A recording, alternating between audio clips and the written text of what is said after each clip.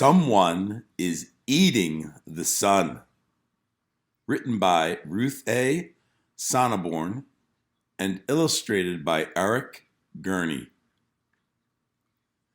The animals in this story look at the sun, but that is something you must never do. If you do look directly at the sun, you may permanently damage your eyes. Please remember that. Someone is eating the sun. One day, Hen was pecking around picking up corn when it began to grow darker.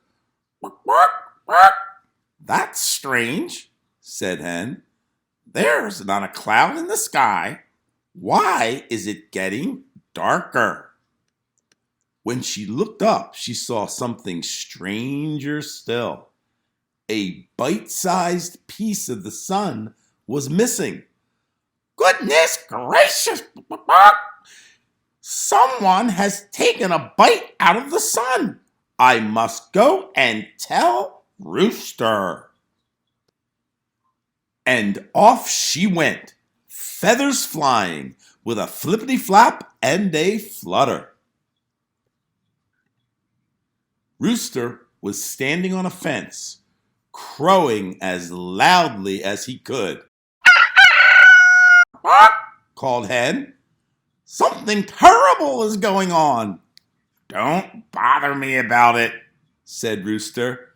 "Can't you see I'm practicing?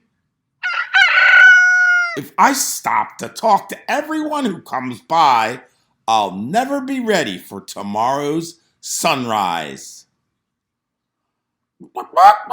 "Well, you can stop practicing right now," said Hen. "There isn't going to be a sunrise tomorrow. Look up there." "Cock-a-doodle-doo!" crowed Rooster. "What's happening to the sun?" "Someone is eating it," said Hen. "We must go warn Duck."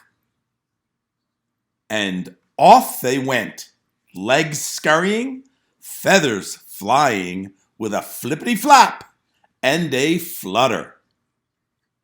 Duck was swimming in the pond. "Duck!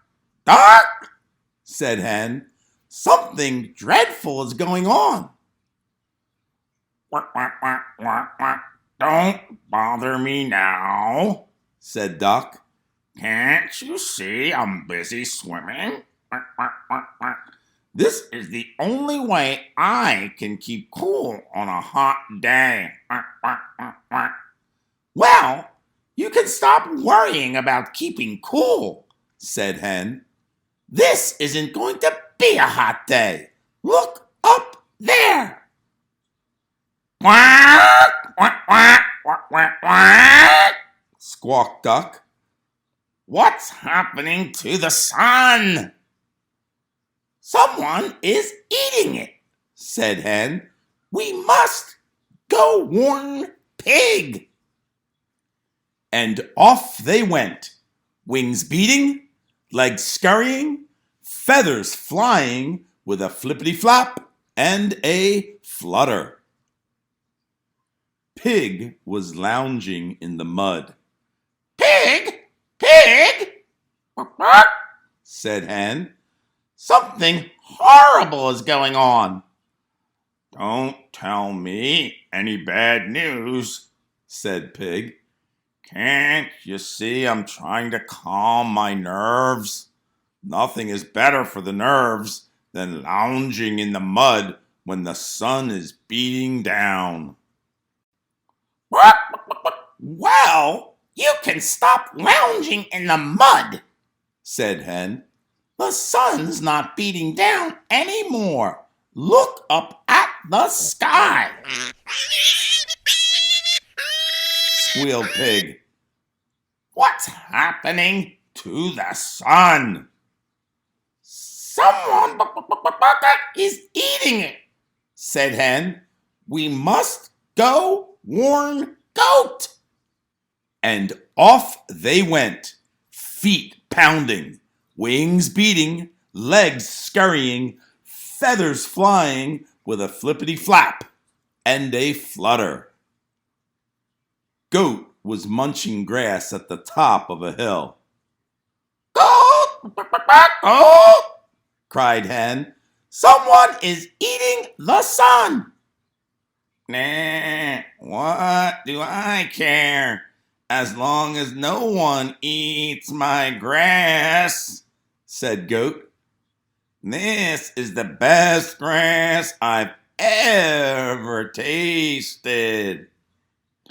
"You mean you don't care if there's no sun?" asked Pig. "No sun?" said Goat. "That's the silliest thing I've ever heard." "Look for yourself," said Hen. "Blah, blah," bleated Goat. "The sun's half gone. That's the worst thing I've ever seen." Blah, blah. As soon as Goat began to bleat, Pig began to squeal, Duck began to squawk, Rooster began to crow, and Hen began to cluck. There was a dreadful racket. "What are we going to do?" they cried. "What are we going to do?" "Why don't you keep quiet and watch the eclipse?" said a voice nearby. Everyone turned around. There was Turtle, looking down at them. "Surely you don't want me to miss the eclipse," said Turtle. "It doesn't happen very often, you know. Only once in a great, great while does the moon come between us and the sun. And just think, it's happening now." The animal stared at Turtle in amazement. Then everyone looked up at the sky. Just a slice of the sun was left. As they watched, the sky got darker and darker. The slice of sun grew smaller and smaller until it disappeared. There, in front of the sun, was a black silhouette of the moon. The moon had come exactly between the earth and the sun. All around the farm, everything was dark and still. They were standing in the shadow of the moon. Wow! Just as they were thinking that the sun was gone forever, a piece of it appeared. While they stood watching, the piece grew bigger and bigger. The sky got lighter and lighter. The moon was moving on. The sun was still there. "Hooray for the sun! Hooray for the sun!" cried Goat and Pig and Duck and Rooster, jumping up and down. "Hooray for the great, big, wonderful sun!" "My goodness," said Hen. "No one ate it after all."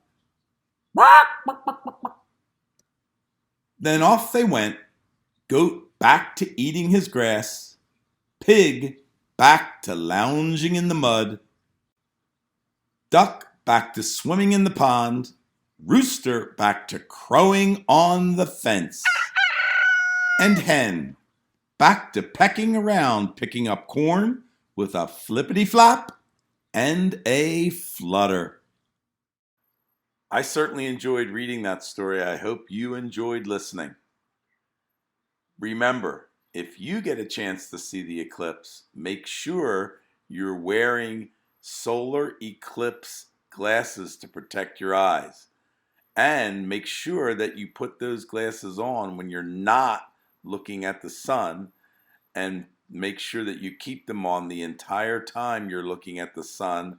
Don't take them off until you're looking away from the sun. Keep your eyes healthy and safe. You may be wondering why the animals in the story didn't have their eyes hurt or damaged. Well, they were storybook animals. In real life, animals have an instinct of common sense to not look directly at the sun. They're smart enough to know that it'll damage their eyes. So you make sure you use common sense and do not look at the sun unless you are wearing your solar eclipse glasses.